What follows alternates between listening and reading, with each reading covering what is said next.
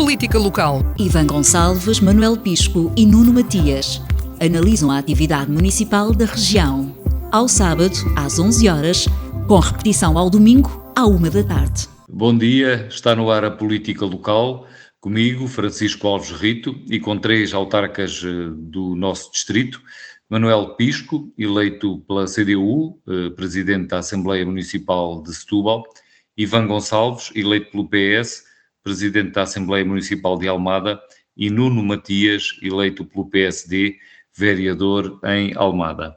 Os temas para hoje são a polémica no interior do PSD a propósito da candidatura a Setúbal para as autárquicas, as eleições na Madeira, Pedro Nuno Santos, que quer os lucros da Caixa Geral de Depósitos aos serviços dos municípios para investimento na habitação, e temos ainda a questão das legislativas.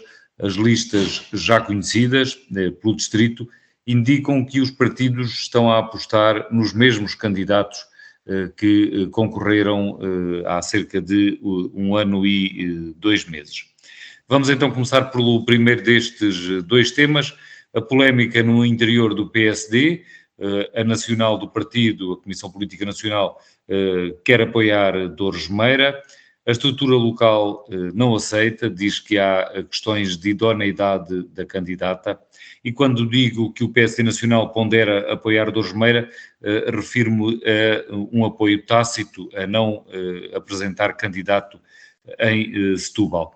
A Distrital tem-se mantido em silêncio sobre o tema, a Comissão Política Distrital, e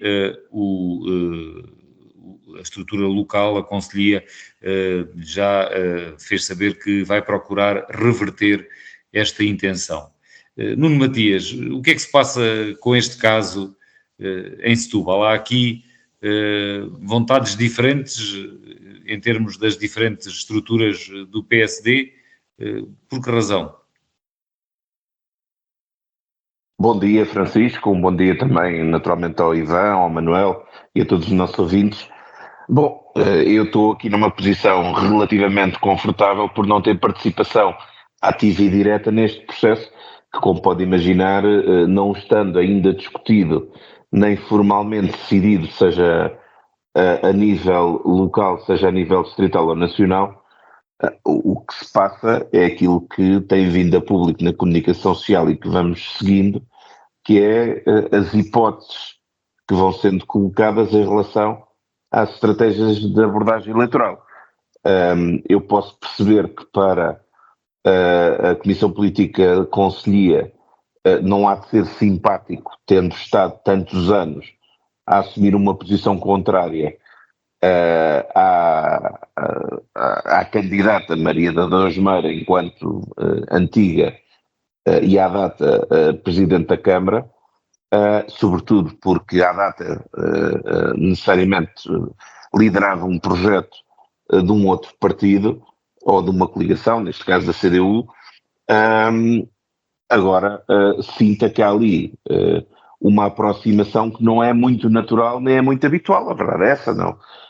Não me parece que seja caso único haver mudanças de apoios a um presidente de Câmara ou a uma pessoa com esta preponderância do ponto de vista de percurso autárquico, ou passarem para outros partidos ou candidatarem-se como independentes com apoios de diferentes partidos, mas não é muito habitual e, sobretudo, não seria desejável que houvesse aqui, de forma tão evidente e de forma tão pública, algum desencontro ou alguma manifestação de desencontro por parte de diferentes níveis da estrutura dirigente do PSD e, portanto, esperemos que, e agora já aqui mais um desejo meu pessoal, que possa haver aqui alguma capacidade de articulação, avaliação e entendimento para a decisão final do processo, que, segundo julgo saber, ainda não está tomada. Portanto, se me perguntar a mim se é uma situação muito habitual e se não pode gerar tendencialmente algum desconforto, bom, claro que pode, porque estamos a falar de uma pessoa que tem um percurso vincado junto a uma estrutura partidária, que, segundo julgo saber, era militante, apesar de também, permita-me esta parte, com algum bom humor, mas eu não diria que a figura da doutora Maria das Dores Meira, se ninguém a conhecesse, a ligasse diretamente a um percurso ligado ao Partido Comunista. Se calhar mais rapidamente havia no PSD ou até no Partido Socialista do que na CDU. Mas isto já tem a ver com a personalidade, com o percurso e, portanto, e até com a postura, eu diria. Mas o que é verdade é que, tendo chegado aqui, aquilo que é fundamental é tentar perceber até que ponto é que este fundamento de avaliação que foi apresentado como sendo uma intenção da Comissão Política Nacional se vai traduzir na avaliação final em alguma tomada de posição, porque depois necessariamente também não vale a pena deixar de assumir aquilo que é o real, e não é só no PSD, em todos os partidos. Se a estratégia da Comissão Política Nacional for apoiar, em alguns casos, e em câmaras estratégicas, e Setúbal não deixa de ser uma capital distrito e, portanto, tem esse valor também estratégico, apoiar alguma candidatura que cumpra os objetivos de desenvolvimento do território, que na ótica do PSD pode estar mais servido ou mais bem servido com essa alternativa, a Comissão Política Nacional será soberana. Agora, não é muito desejável, só ia complementar, é que não é muito desejável, é que não tente haver aqui alguma articulação e haja depois também aqui alguma dialética de oposição na praça pública, que acho que estes processos têm timings que, em primeiro lugar, são reservados e só depois decididos e articulados é que passam a ser públicos. Nuno Matias, mas assim pessoalmente parece-lhe uma boa estratégia esta de haver um apoio ainda que tácito a Dores Meira em Setúbal para o PSD? Francisco, verdadeiramente, na minha opinião, eu acho que se tem que ponderar bem porque tem que haver necessariamente uma avaliação de vantagens e desvantagens de um cenário desta natureza, até porque sabemos que, apesar de não haver aqui nenhuma acusação formal, não se poder pôr minimamente em causa à data em que estamos a falar que tenha havido alguma irregularidade, já tenha resultado de alguma acusação ou em alguma evidência de questões menos próprias, não deixa de ter havido um conjunto de informações que passaram para a praça pública, que não sei se são confirmadas ou não são, que não deixam de gerar pelo menos alguns cenários Concorda com o conselheiro de que há aqui questões de idoneidade? Eu não estou a pôr sequer a questão, porque eu acho que aí a conselhia foi mais taxativa, a entender que não via algumas razões de idoneidade para esse apoio ser formal. Eu não sei, porque não conheço os processos, vi as reportagens como acho que muita gente viu, acho que pelo menos queria ruído, e portanto essa questão devia estar em cima da mesa numa ponderação que acho que no PSD, como em qualquer outro partido, se deve evitar ter situações onde ninguém fica confortável quando são tornadas públicas determinado tipo de comportamentos, que não sei se são verdade ou não, e portanto nós não podemos também acusar ou pôr logo um selo de impossibilidade ou de falta de idoneidade a esta pessoa ou à outra, seja lá quem for. Não quero agora pessoalizar, agora neste caso específico, houve uma notícia pública, não houve nenhuma acusação formal, não sei se ainda está a decorrer alguma investigação, não faço a mais pálida ideia. Ainda continua, o inquérito ainda não foi nem arquivado, nem houve despacho de acusação. Certo. Bom, mas Nuno, vamos então também ouvir o Ivan Gonçalves e depois o Manuel Pisco.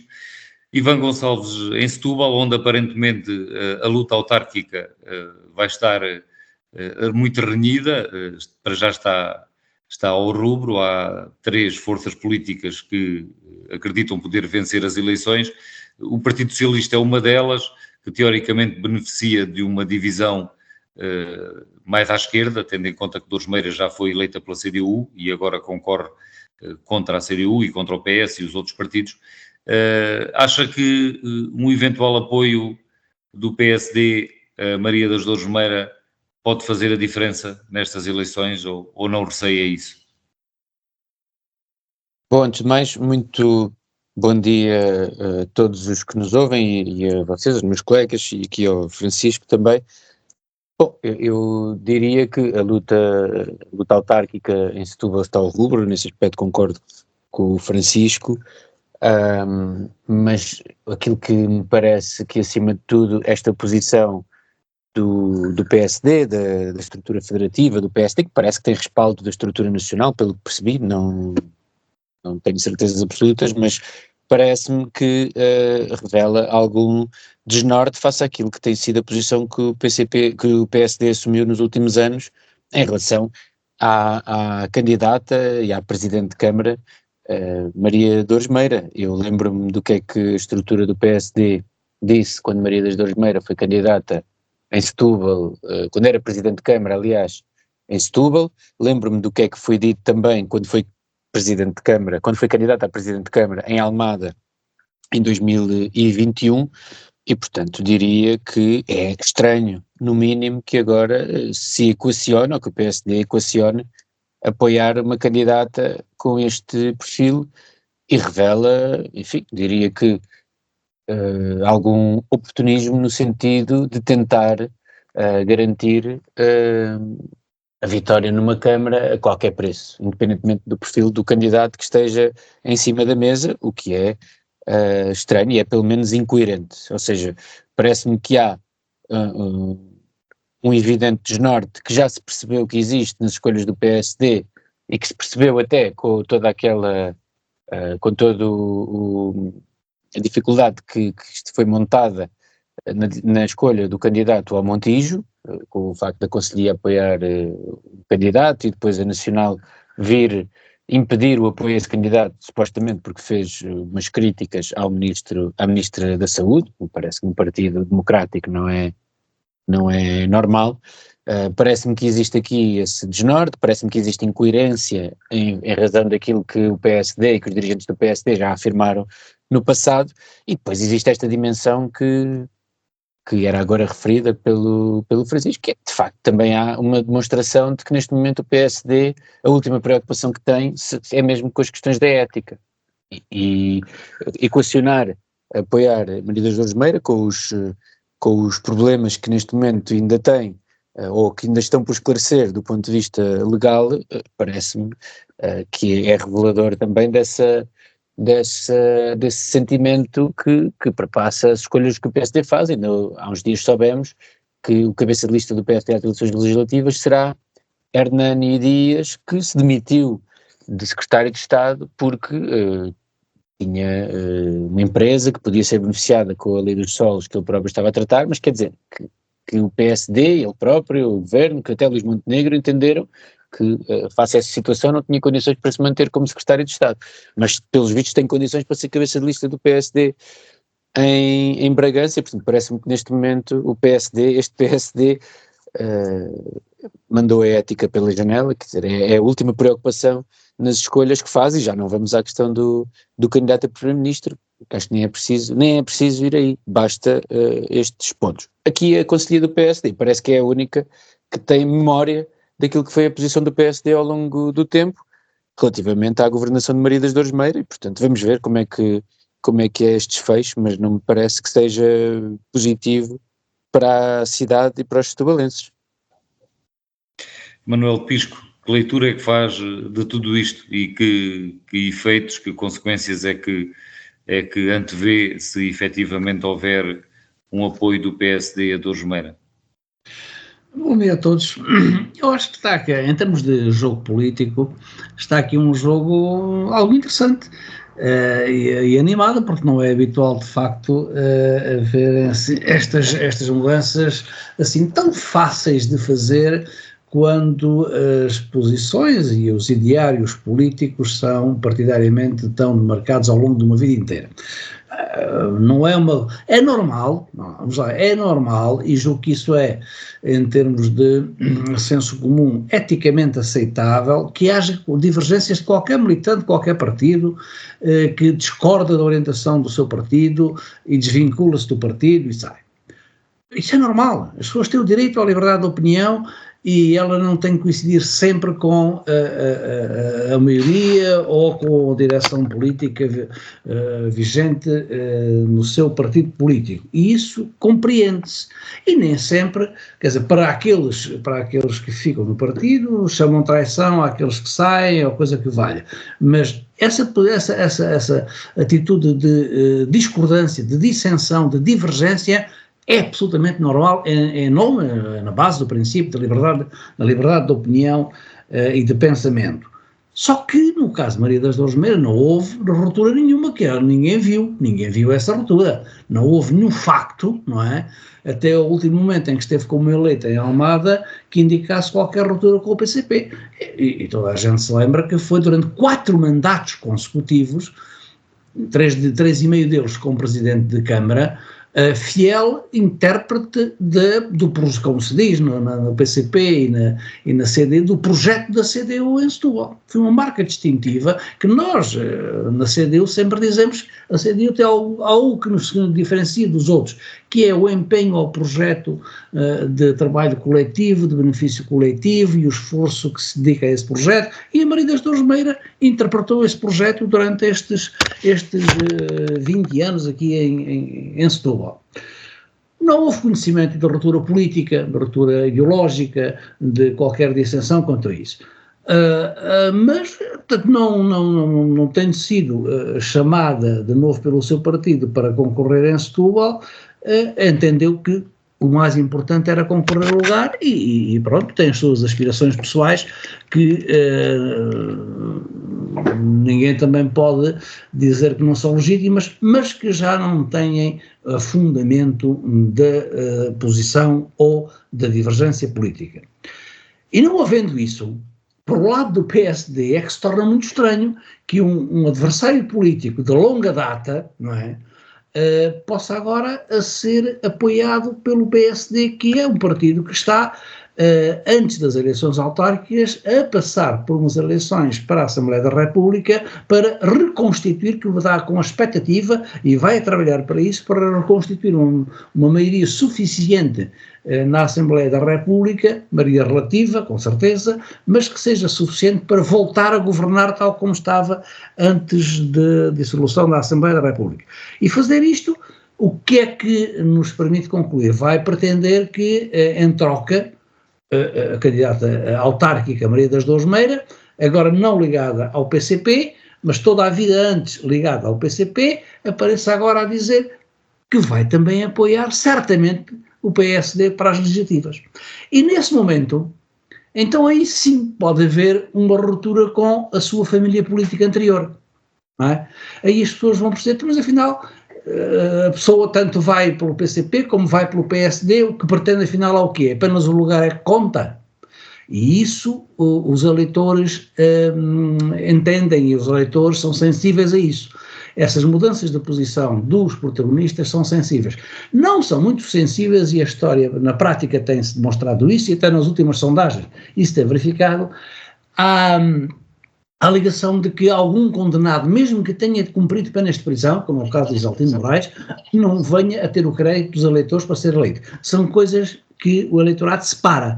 Uma coisa é ser condenado para a justiça, paga as suas contas na justiça, outra coisa é ser elegível ou não elegível. Não há um código de conduta que diga que alguém que foi acusado ou que foi condenado não pode voltar à política através dos votos. Não tem sido assim. Agora, as eleições da Madeira também, não há ainda condenações, mas há lá acusações e suspeitas, também não contaram para aquelas eleições. Mas já aproveitamos essa deixa e passamos já para esse tema, porque hoje temos aqui 4 temas e já vamos com quase 20 minutos de programa. Manuel Pisco, estas eleições legislativas regionais na Madeira surpreenderam muita gente, também o surpreenderam a si ou não, estes resultados? Não muito, sabe, não esperava, porque não se perfilavam ali alternativas, nem os Juntos pelo Povo, nem o Partido Socialista, se perfilavam ali como alternativas que tivessem ganho algum fôlego para se oporem ao status quo existente. E o que aparecia é que o mesmo status quo iria prevalecer sem grandes alterações.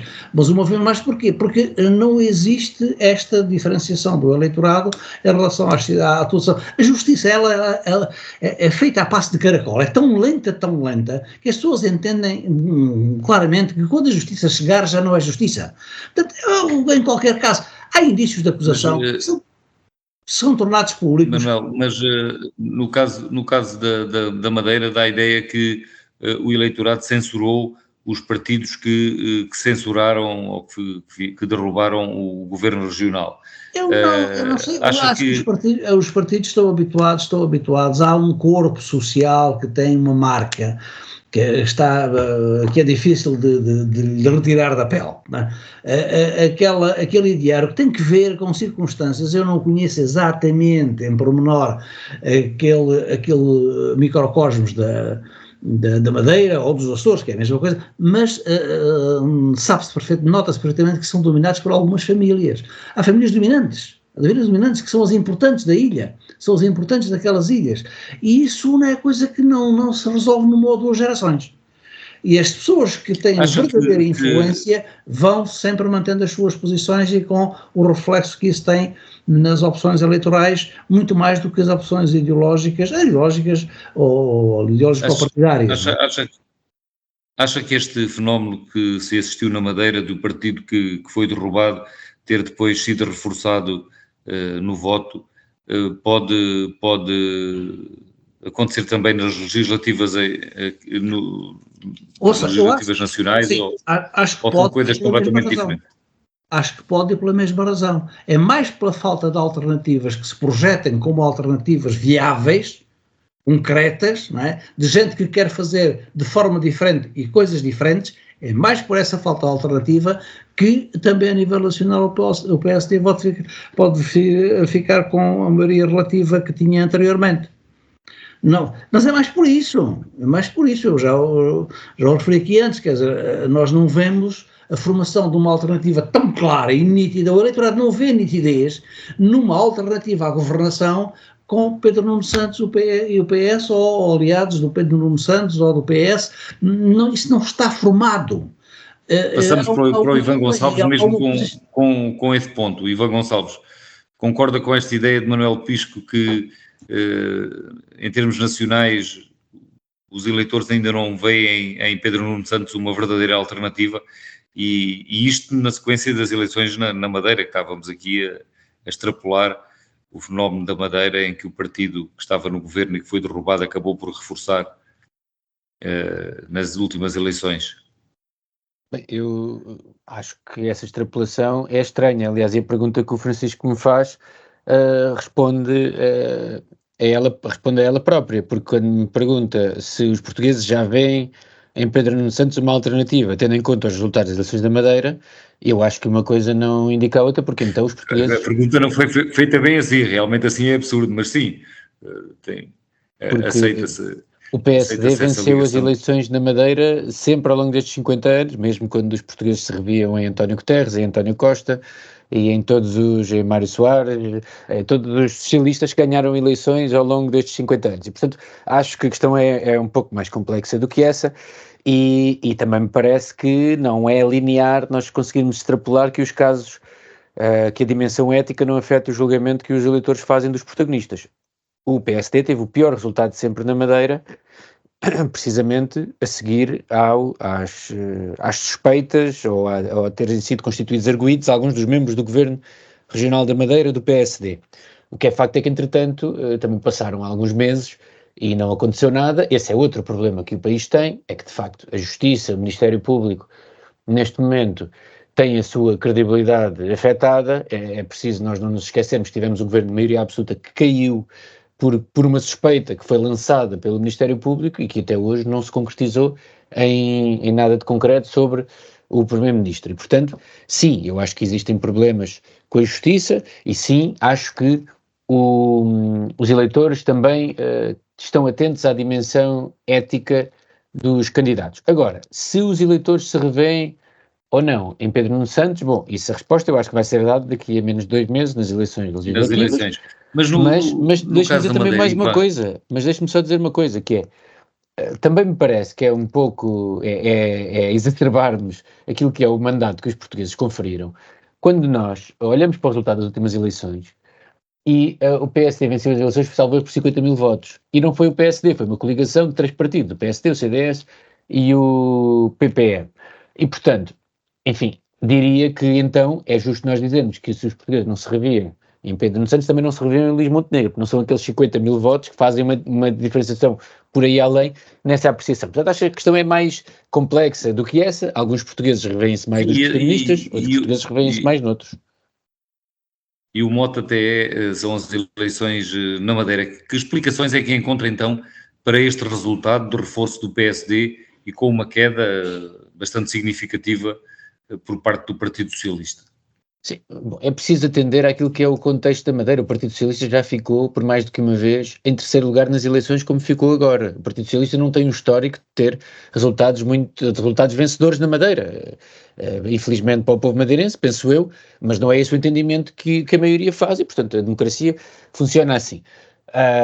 Este resultado, eu acho que o reforço que existiu da votação no PSD tem precisamente a ver com estes fatores que já identifiquei. Houve uma quebra de confiança há um ano atrás, salvo erro, entretanto não aconteceu mais nada do ponto de vista judicial e neste momento os madeirenses quiseram dar uma resposta que pressuponha estabilidade nas suas vidas e no fundo também quiseram transmitir o sinal de que não estão disponíveis para que este ciclo de instabilidade se prolongasse e a força que permitia garantir essa estabilidade no curto prazo é o PSD, e portanto penso que terá sido isso. Pelo menos é a análise que faço, é que foi esse o fator fundamental que levou a que o PSD tivesse a sua votação reforçada. E acha que Paulo Cafofo, líder do PS regional na Madeira, tem condições para continuar nesse cargo depois de ter sido derrotado em 2 eleições agora muito próximas e desta última vez com esta diferença tão grande em que passou até para a terceira força? Ainda tem condições para continuar à frente do partido no arquipélago?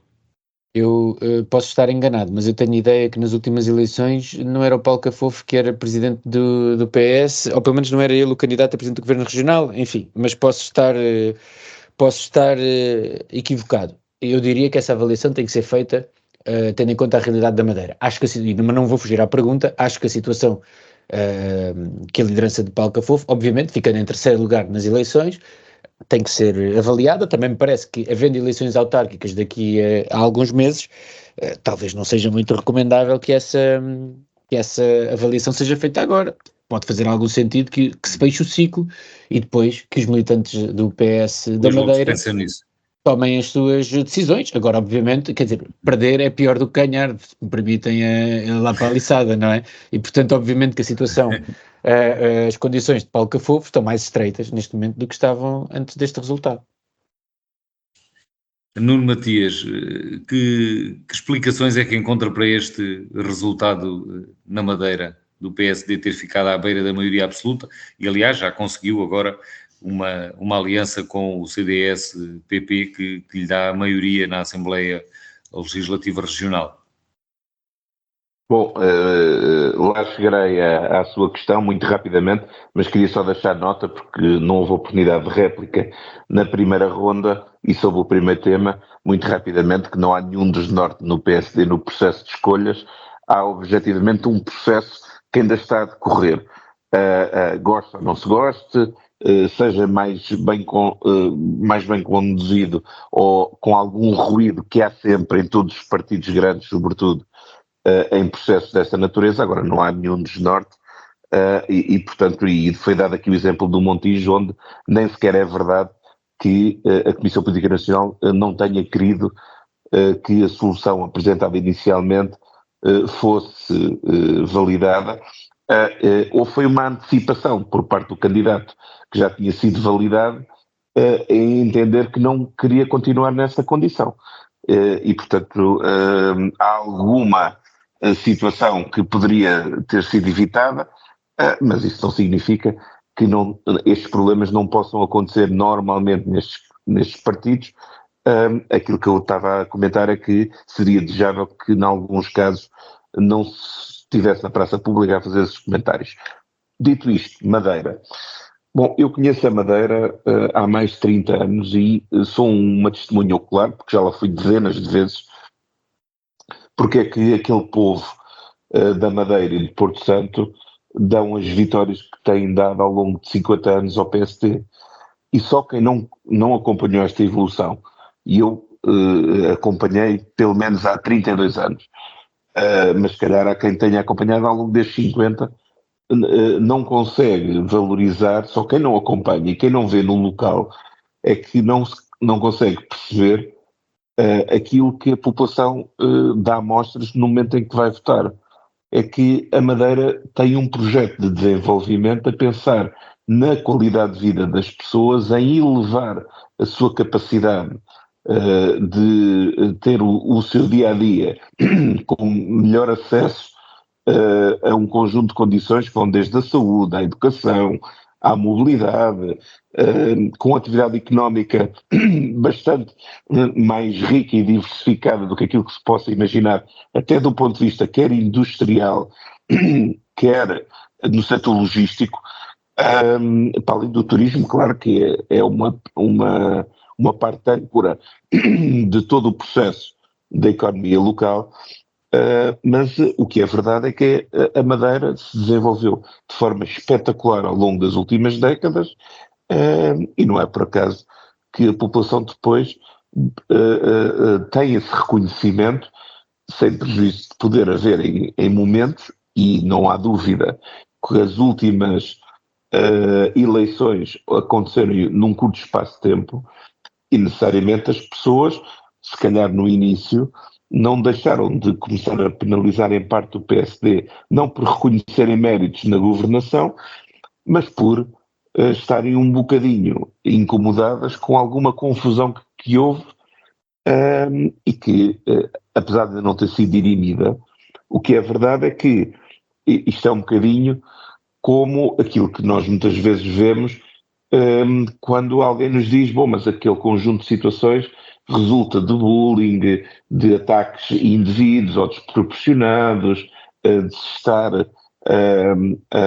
a tentar tirar de esforço ou a tentar, um bocadinho como agora aqui aconteceu com este fenómeno, dos ataques perfeitamente desequilibrados à figura do Primeiro-Ministro, que naturalmente o cidadão comum, numa primeira fase, pode sentir algum desconforto por se estar a criar ruído numa figura que tem que trazer estabilidade e tem que acrescentar credibilidade à capacidade de ação, e nós vemos isso na Madeira, mas também temos sentido isso nos últimos meses com o governo liderado por Luís Montenegro, e o que é verdade é que, com o passar do tempo, aquilo que as pessoas depois ponderam no prato da balança mas tanta confusão que não se demonstra de outra forma que tenha algum fundamento justifica penalizar ou continuar a penalizar, apesar de no caso da Madeira, e o Paulo Cafofo tinha acabado de perder umas eleições ainda há poucos meses,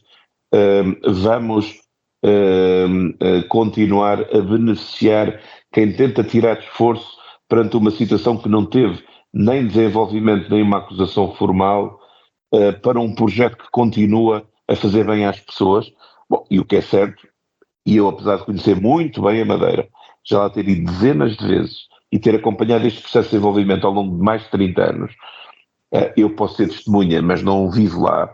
Naturalmente eu tenho que reconhecer que quem lá vive diariamente, ao reconhecer eleitoralmente, eleição após eleição, este projeto de desenvolvimento daquele território, é porque necessariamente pensa e pondera que lhes tem feito bem e desvaloriza quando a polémica continua a arrastar-se mais artificialmente do que com fundamento. E aliás eu diria que isto até serve de aviso aos partidos que a nível nacional continuam a carregar na tecla de questões que ainda por cima nem têm um nível de gravidade como aqueles que apesar de tudo foram trazidos a público, eu não sei se tem fundamento ou não, mas que têm outro nível de gravidade do que aquilo que se verificou aqui no todo da governação nacional, onde nem sequer havia esse fundamento, nem sequer havia esse enquadramento de potencial ilegalidade, e está-se a carregar, e eu diria que aquilo que eu sinto cada vez mais na rua é o cidadão comum a dizer, bom, mas quer dizer, faz sentido ter este tipo de comportamento sem fundamento ou exacerbando temas que só deixam a ficar mal a política no geral quando não há um fundamento real que demonstre que esta ou aquela pessoa não pode estar num processo político, seja de que partido for. E, portanto, eu acho que se exagerou na abordagem, os madeirenses também ficaram incomodados com a forma negativa como em tão pouco tempo se deixaram cair governos, e necessariamente chegou a um ponto onde, neste caso, e até por pouco, não deram a maioria absoluta ao PSD, mas finalmente criaram condições de estabilidade para, em 4 anos agora, poder haver capacidade de executar um programa. Eu diria que agora era útil também fazer o mesmo no continente. Ivan Gonçalves, passamos para o terceiro tema de hoje. O líder do PS, Pedro Nuno Santos, defende que os lucros da Caixa Geral de Depósitos deviam ser colocados ao serviço dos municípios com linhas de crédito para investimento na habitação. Que méritos é que encontra nesta ideia? Bom, eu acho que, antes de mais, acho que todos estamos de acordo que o problema da habitação é um dos maiores que o país atravessa. A crise na habitação, a dificuldade de acesso à habitação digna por parte de grandes franjas, de franjas significativas da população, que não se cingem apenas aos cidadãos em situação de vulnerabilidade, mas também à classe média e, em especial, aos jovens que querem emancipar-se. Ora, nós temos um problema destas proporções e aquilo que nós tivemos ao longo deste ano foram medidas que não só não resolveram o problema, como agravaram-no. E isso tem sido evidente nos últimos dias. Por exemplo, medidas que foram implementadas por este governo, ao contrário, em vez de arrefecerem o mercado, aquilo que fizeram foi aquecer ainda mais o mercado, fazer subir os preços. Portanto, este é um exemplo, tal como o do exemplo da saúde, em que 2 temas em que a AD, os partidos que compõem a AD, o PSD, o CDS, criticavam a atuação do governo do Partido Socialista. Ao fim do ano, o país está pior nestes 2 temas. E, portanto, é um debate que tem que ser feito. É preciso perceber quais é que são as medidas que cada partido apresenta para tentar resolver este problema. E eu acho, e isso já é a minha opinião, que nós não podemos deixar temas que são tão importantes para o dia-a-dia dos portugueses pura e simplesmente entregues ao mercado e à autorregulação que o mercado eventualmente possa vir a fazer dos preços das casas. E, portanto, esta proposta em concreto parece-me que é uma proposta absolutamente sensata. Se o Banco Público tem lucros e esses lucros podem ser usados pelo seu acionista maioritário, que é o Estado, podem ser usados para investir, neste caso através das autarquias, que são quem está mais próximo das necessidades das populações e que sabem também como é que mais facilmente este problema pode ser resolvido, pode ser usado para a construção de habitação pública. Aquilo que me parece que é verdadeiramente estranho é, por exemplo, uma resposta, como eu vi nos últimos dias, em que o deputado do CDS, João Almeida, um partido que já foi um partido para ser levado a sério, o CDS, um partido fundador do nosso regime, que vem classificar esta proposta como extremista.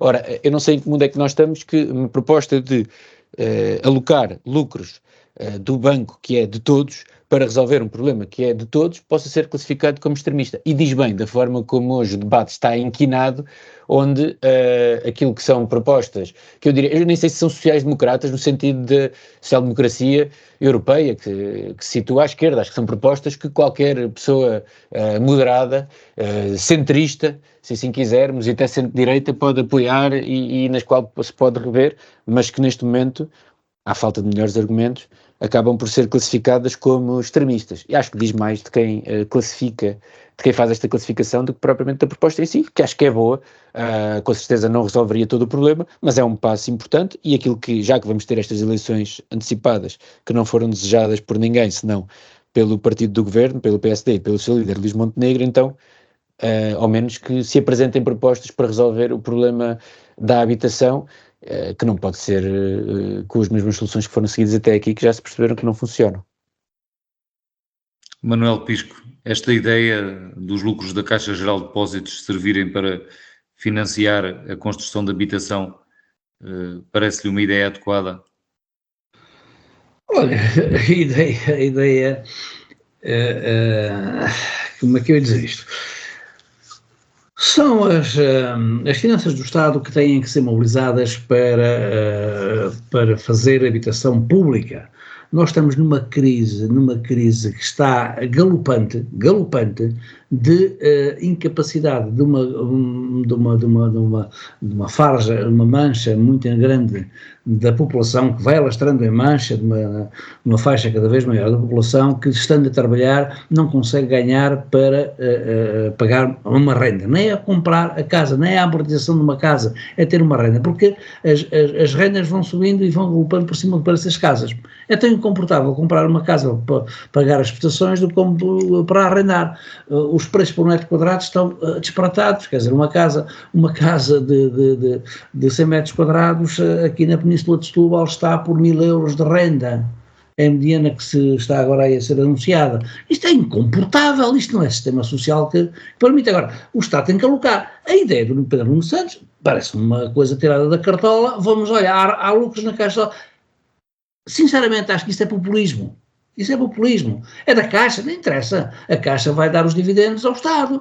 Não vai agora, depois do Estado, vai alocar o dinheiro onde for mais necessário. Agora, se é do dinheiro da Caixa, se é de outro rendimento, se é do superávit do Orçamento de Estado, aqueles 10,7 que dão ali aquele superávit, isso um pouco importa. É uma ideia, se é com esse intuito de fazer perceber às pessoas que há algum dinheiro de sobra onde se pode ir buscar, isso é um pouco enganador, porque não há muitas empresas que já não são públicas, são privadas, foram privatizadas e os lucros que dão é para os seus acionistas, já não é dividendos para o Estado, só a Caixa Geral de Depósitos que praticamente é que está a dar dividendos para o Estado. O resto que dava lucros e rendimentos foi tudo privatizado, como não nos podemos esquecer.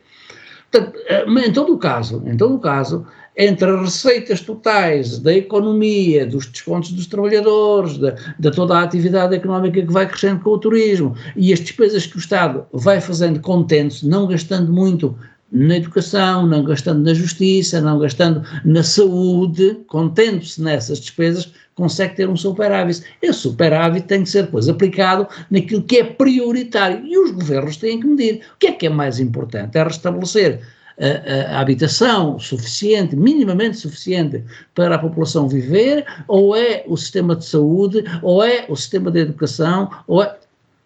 Isto é que é governar, é ver com as poucas disponibilidades que temos, ou onde é que, se as disponibilidades que temos em termos financeiros, superávit, são insuficientes e se não há superávit, então sim temos que ir aos empréstimos para que a sociedade não entre em ruptura. E ela está em vários pontos quase em ruptura. Agora acrescenta-se este que se vai agravando rapidamente, que é o da habitação. Portanto, dar para mim funciona como uma imagem.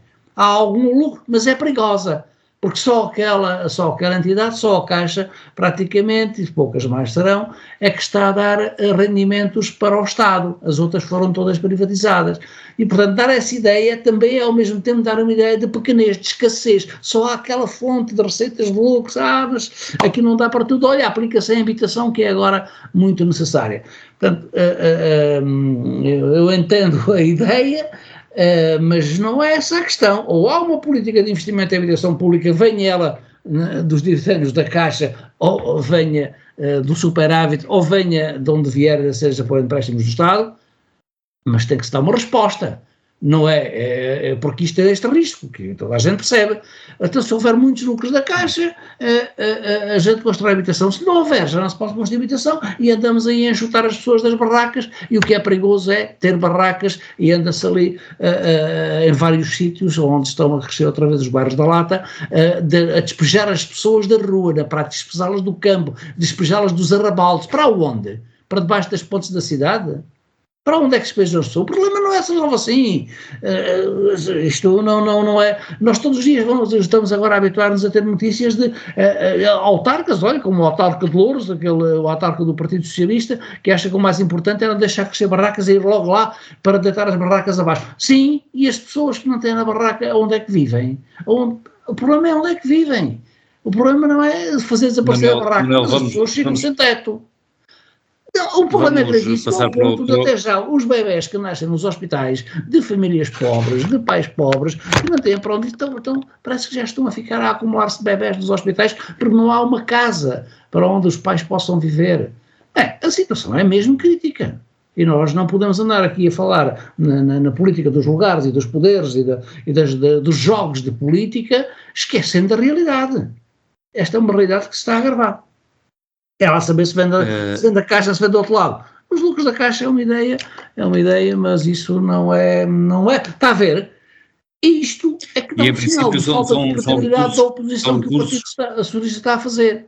Porque os lucros da Caixa são recursos que já integram as contas públicas, uma vez que são do acionista Estado, geralmente são distribuídos, digamos assim. Está a afetar o problema e depois isto não Matias, pronto. Como é que olha para esta proposta de Pedro Nuno Santos?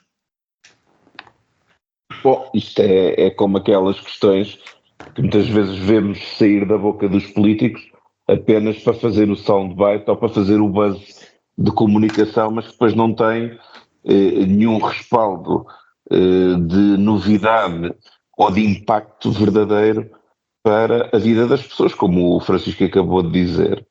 Os dividendos da Caixa Geral de Depósitos já vão para o Estado e, portanto, se o Estado entender que é prioritário e não deixa de ser prioritária a questão da política de habitação e do investimento público no setor, já o pode fazer e, portanto, estar aqui a dizer que também o quer apenas concentrar, porque sim, na habitação ou impor isso como uma regra fechada, bom, parece-me, e eu aí concordo com o Manuel, um bocadinho mais populista, numa altura em que se está em processo eleitoral para a Assembleia da República e se quer criar aqui alguma comunicação que distraia ou que chame a atenção, porque necessariamente o Partido Socialista neste momento está com dificuldades. Agora, o que é verdade é que hoje em dia, se o Governo assim entender, já é possível. Os dividendos da Caixa não são pequenos, felizmente, para a Caixa e para o Estado português, e portanto a Caixa não deve estar condicionada para dar mais dividendos porque é preciso investir, até porque a Caixa tem aqui uma função também pública e de interesse público, por ser um banco do Estado em financiar a economia onde for razoável para acrescentar a possibilidade de valor acrescentado que vai beneficiar a sociedade em geral. Se tudo isto, para além deste objetivo que é central, ainda permite gerar dividendos para o Estado português, bom, hoje em dia já é possível fazer esse investimento. Há que ter a razoabilidade de perceber que há coisas que depois de escalpelizada a intenção, o objeto, o alcance e a forma efetiva como consegue ou não ter algum efeito prático que diferencie e melhore, as pessoas depois podem pensar, bom, mas isto afinal foi um fogacho quase de pré-campanha, porque isto do ponto de vista de efeito prático não é nenhum, hoje em dia isto já pode acontecer, e aquilo que é verdade é que até já estão anunciados inúmeros investimentos no setor da habitação que não depende apenas de um dividendo da Caixa Geral de Depósitos, e que, portanto, estarmos a fazer aqui um jogo de palavras para com isto parecer que esta solução é milagreira para alavancar uma coisa que já pode acontecer, não apenas com o dividendo da Caixa, mas com um conjunto de esforços estratégicos que já estão anunciados e que vai para além disso, é estar aqui a confundir, a parecer que se está a acrescentar, quando na realidade está-se apenas a comunicar algo que na prática até já está a ser feito sem que se esteja a restringir o âmbito, porque na realidade hoje em dia é preciso para a habitação, mas se calhar há de haver uma altura onde há outras necessidades de investimento e esses dividendos vão na mesma alimentar a possibilidade de serem concretizados. Passamos então, faltam 10 minutos para o final do programa, menos um pouco, para o último tema de hoje, as eleições legislativas. Os partidos vão dando a conhecer as suas listas e no Distrito de Setúbal também, e uma coisa que salta à vista é que a generalidade dos candidatos são os mesmos de das últimas eleições, há 1 ano e 2 meses, sensivelmente. É o caso, por exemplo, do PCP, que volta a apresentar Paula Santos, o PSD também volta a apresentar Teresa Moraes como cabeça de lista, e seguem-se outros nomes na lista da AD, que são os mesmos. A Iniciativa Liberal também apresenta Joana Cordeiro, o LIVRE, Paulo Moacho, o Bloco de Esquerda, Joana Mortágua. O Partido Socialista é que ainda não revelou quem são os seus candidatos em Setúbal. Mas eu começava agora por Manuel Pisco. Manuel Pisco, que leitura é que se pode fazer desta tendência dos partidos para, nas eleições, talvez, certamente por serem eleições antecipadas, apresentarem os mesmos candidatos? Há duas leituras, uma positiva, há sempre várias leituras para cada coisa, uma positiva e uma que pode ser mais negativa ou menos positiva. A positiva é que, perante um período eleitoral tão curto, não há justificação, a não ser que haja um caso grave, como, sei lá, aqueles casos de acusações da justiça, ou de condenações pela justiça, ou uma coisa assim mais séria, ou um outro motivo mais pessoal. É uma distância tão curta, não há razão para estar a alterar os candidatos. Portanto, há uma interrupção do mandato. Não é bom não esquecer que as eleições fazem-se por interrupção de um mandato parlamentar, que devia ser de 4 anos. Uma das coisas que parece logo é que todos os partidos estão satisfeitos com o resultado que obtiveram, pelo menos aqueles, mesmo os que tiveram menos votos, ou que essa é uma face da moeda. Voltam a investir nos mesmos candidatos. Certo, essa é uma face da moeda. A outra face da moeda, que pode ser, que podermos considerar menos positiva, é que também os candidatos não abundam assim tantos para terem ficado de fora outros que são melhores, que representem melhor os partidos e que sejam pessoas que se apresentem com melhores condições para ir a votos nas populações de cada distrito eleitoral. Os candidatos que eram os melhores ou os possíveis há 2 anos atrás, não haverá muitas razões para não serem 2 anos depois, a meio de um mandato normal, para não serem os mesmos candidatos. Eu julgo que é apenas isso. Ivan Gonçalves, e no seu caso também não encontra aqui nada de especial? Não há assim um aspecto que queira destacar desta tendência dos partidos apresentarem os mesmos candidatos às eleições agora nestas próximas legislativas? Eu acho que nunca o fiz até hoje, mas acho que posso dizer que trazer aqui uma novidade, isto aqui em tom de ironia, é que o Partido Socialista não terá a mesma cabeça de lista, porque a nossa anterior cabeça de lista... Sim. Ana Catarina Mendes está no Parlamento Europeu e não se imagina que agora volta a ser, mas isso é uma exceção, confirma esta regra. Exatamente, é uma exceção, mas pronto, mas eu ansiava por este dia em que eu podia trazer uma novidade que o Francisco Rito não trouxesse, daquelas que já toda a gente sabe. Não é uma grande novidade, pelo menos não é uma novidade surpreendente. Eu sei que não. Bom, estava a brincar, estava a ser estava a ser irónico. Bom, mas dizia, claro, o Partido Socialista terá um novo cabeça de lista, ele será anunciado em tempo oportuno, não faltará muito, porque necessariamente as listas têm que ser fechadas nos próximos dias e entregues o mais tardar no Tribunal no dia 7 de Abril, salvo erro, mas a Comissão Nacional do Partido Socialista decorrerá durante a próxima semana e, portanto, vamos ter novidades quanto àquilo que forem as escolhas, não só no Distrito de Setúbal, mas no país todo. No que toca àquilo que me parece que são as escolhas dos outros partidos.